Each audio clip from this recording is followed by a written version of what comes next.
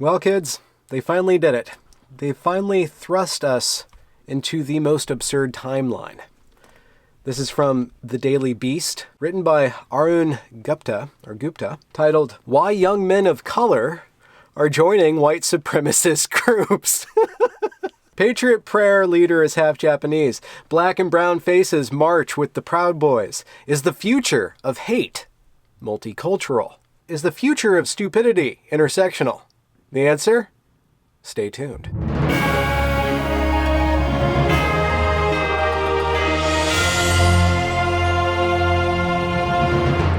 Portland, Oregon.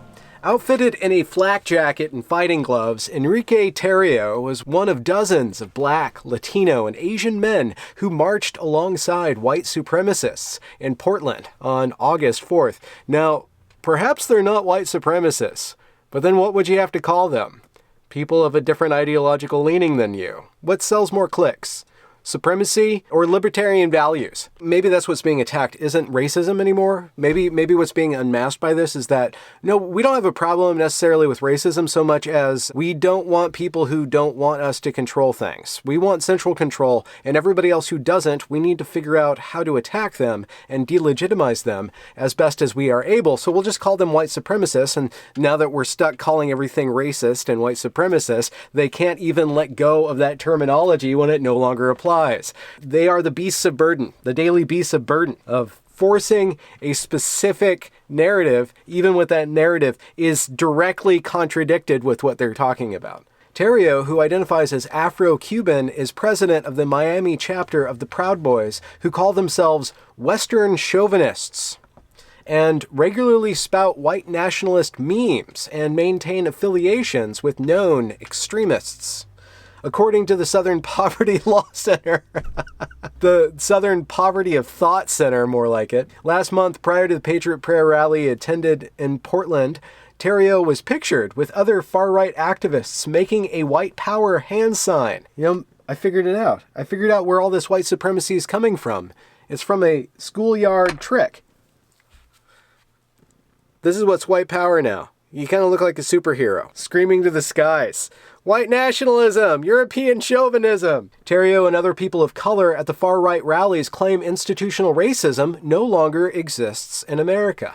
In their view, blacks are to blame for any lingering inequality because they are dependent on welfare, lack strong leadership, and believe Democrats who tell them you're always going to be broke, you're not going to make it in society because of institutional racism, as one mixed-race man put it. So I think this Arun guy is really showing the lie that this whole racism, white supremacy thing is nothing but a rhetorical strategy to forward a certain position by construing the other position, or even not even construing the other position as evil so much as completely damaging the ability for people to have a rational conversation. Right? They're burying into a conversation this rhetoric that does nothing but seed to polarizing behaviors, high emotional flinging of mud rather than calm intellectual discourse over, policy issues. And maybe policy issues are boring, and maybe it's all our fault for not paying attention more to policy issues and not having much of a tolerance for calm discussion about very boring statistical matters. Rather, you got to bait it up. You got to daily bait it up, right? Daily bait it. Beat it. Just like whipped cream on your taco. They are among nearly a dozen Black, Latino, and Asian participants at far-right rallies on the West Coast interviewed by the Daily Beast recently. They represent the new face of the far right that some scholars term multiracial white supremacy. Does that make any sense? And who are these some scholars? The Proud Boys and Patriot Prayer, which overlap, embrace an America First nationalism that is less pro-white than it is anti-Muslim, anti-illegal immigration, and anti-Black Lives Matter. Now, is it anti those things for ideological reasons or for racial reasons? That's the question. And I wonder if Arun is going to get into the nitty-gritty of that. Daniel Martinez Hosang, associate professor at Yale University, co-author of the forthcoming Producers, Parasites, Patriots, Race, and the New Right-Wing Politics of Precarity, says multiculturalism has become a norm in society.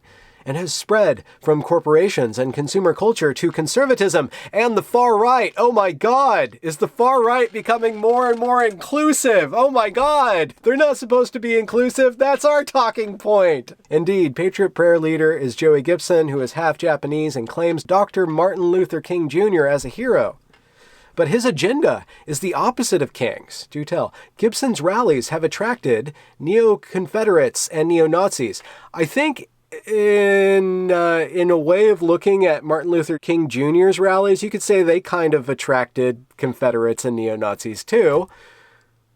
Of course, to anti-protest, but still. His right-hand man is Tulsita Tiny Tosi, Tulsitala Tiny Toisi, a 345-pound Samoan American who calls himself a brown brother of Donald Trump. What does weight have to do with anything? Well, why else would they bring up his weight other than that it's threatening? So it's this kind of subtle, subconscious, like, these guys are really dangerous, man. They're really big. And, of course, to continue with the article, and is notorious for brawling. By bringing diversity to what is at heart a white supremacist movement, you no longer make it white supremacist, right? No. People of color give it legitimacy to challenge state power and commit violence against their enemies. Oh, here it is. By bringing diversity to what is at heart a white supremacist movement, people of color give it legitimacy to challenge state power. This is what it is. It's not about diversity and white supremacy. It's about statism or anti-statism. He's dressing up this political issue as a racial issue. For what? For political gain, right? David Newart, author of Alt America, The Rise of the Radical Right in the Age of Trump, says, the ranks of people of color who show up to these right-wing events are totally dominated by males. Oh my God. He says the alt-right targets white males between ages 15 to 30 with a message of male resentment, which ends up attracting Black, Latino, and Asian men as well. And for whatever reason, this far right's like, yeah, the more the merrier, man. Let's keep these socialists out of our pocketbooks. While the socialists are like, no, let us into your pocketbooks so we can shuffle around money to the groups that we want, but not the groups that we want anymore, just the people in the groups that we want who think how we want. Entry points to the far right include male-dominated video game culture. Here we go. And the anti-feminist Gamergate, troll havens on 4chan and 8chan, and the conspiracism that flourishes on websites like InfoWars. How is this not conspiratism? Daily Beat Off. Libertarianism is another gateway. Wait, maybe libertarianism is the end result, not the gateway. The gateway to what? The gateway to what? To thinking how? He's not defining exactly what white supremacy is at this radical end of using that term. And completely, thank you, Arun, for completely, finally demolishing the credibility of the claim of white supremacy of your ideological enemies. Thank you. A lot of these young guys, Newart says, especially from the software world, those damn coders, who are being sucked into white nationalism, start out being worked up about Ayn Rand on high school. Really? Okay, so again, it's about libertarian values. It's not about racism. Andrew Zhao, 25, a software engineer in the software world, says his parents, physicists who immigrated from mainland China, are Trump fans. He found out about the Seattle rally from Reddit and Facebook and said, we need more patriotism. A lot of liberals don't like America. And this is another weird thing because he's basically saying that if you're patriotic, you're either racist or you don't know any better. Like, what is that going to do to his side? He's basically setting up himself for civic failure. Because the people who are going to go to the polls are going to be patriots, right? Because they love America. And what happens if one side basically paints itself into an anti-American corner and basically paints the patriotic, the pro-Americans, into the corner of being racists, of construing everybody to extremes? I don't think he thought this through before he pressed send. Wearing a Proud Boys hat, David Nepal, 23, came to the Seattle rally alone, like others. So it seems like he's making a case that these patriotic rallies are filled with young men who frequent the internet and refuse to carpool. Nepal, whose parents crossed illegally from Mexico, said, "I'm very patriotic. The U.S. isn't perfect, but we are a hell of a lot better than other countries."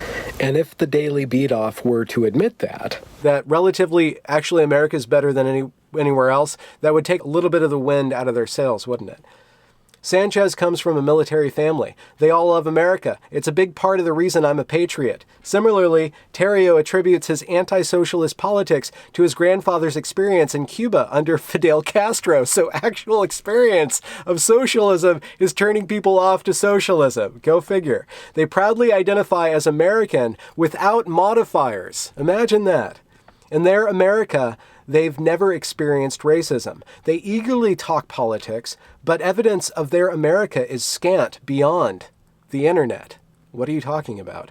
Institutional racism has been ended by affirmative action, black privilege, and equal protection under the law. Any remaining black inequality is caused by social welfare and liberal policies. In any case, it was Democrats who started the Klan. And that's him, I guess, not quoting anybody, but lumping all these different statements together to kind of show how hypocritical this movement is. But maybe there's different people in this movement who have different ideas about these different things that he's pointing out. But no, just lump it all together. Just lump them all together. People of color within the far right play a role that excuses white racism and bears witness to the failure of people of color, Ho-Sang says, adding that they make white supremacy a more durable force. Ho-Sang said the far right is trying to broaden its appeal from a whites-only movement into a multiracial America. So it is laying claim to the ideas of anti-racism, racial uplift, and civil rights progress. Maybe it's actually showing the progress beyond racism as a means of separating people in order for you to control them with your policies. I'm sorry, I'm sounding a little more right than I normally sound, aren't I? Ho-Sang says, it's hard for people to wrap their heads around how Dr. King and civil rights language are being used to legitimate positions approaching fascism, really, and violence to restore hierarchy and order, but they are. So closing remarks. One, this article itself is not really well thought through, and that might be indicative of the Daily Beast. I don't know. I don't frequent the Beast, so-called. Maybe I do, but not the Daily Beast. So it might be indicative of the level of journalism that is being promoted on this website. I don't know, but it has certain inherent inconsistencies that is ultimately the fault of the writer and then the editor. But also the question is how can we extrapolate this advancement of language to this next level? That the term white supremacist has lost its ability to be a category, but it still has to maintain the strength of the accusation. And how do you maintain the strength of an accusation when the accusation loses its specificity? It loses its actual definition. The actual definition of white supremacy cannot be multiracial. It cannot be multi-ethnic. It can't, by definition. And yet, the hoops that this particular author is flailing through very ineptly, I think that there might be a case to say that it's not exactly just him that's jumping through this hoop. I think he is just trying to advance the narrative and reading the field and participating in a larger game of basically lemmings jumping off the cliff. And it's really interesting that this stuff is emerging in writing. It's really interesting that people who have such a hard time with definition and hierarchy, right? His last line is to bag on hierarchy, but really the same thing is with definition, with category itself. How do you maintain integrity? How do you maintain potency without category, without a restraint of what things mean and building arguments? And the truth of the matter is that you can't, and that you deserve the ridicule if you're taking yourself seriously. Seriously. If you aren't wearing a hat or showing a cat and you're writing this stuff and you're reading and believing this stuff, to quote Tim Pool, there's something slightly off about you. You need to be a little bit more woke in the sense of being aware of what you're actually doing in the medium in which you're operating. With regards to this particular move, this particular rhetorical strategy of saying that, oh no, it's so problematic that all these people who aren't white are being white supremacists, it's that it's not white supremacy, it's that you have completely swallowed this horse pill of construing your opponents as inherently evil. And they're not.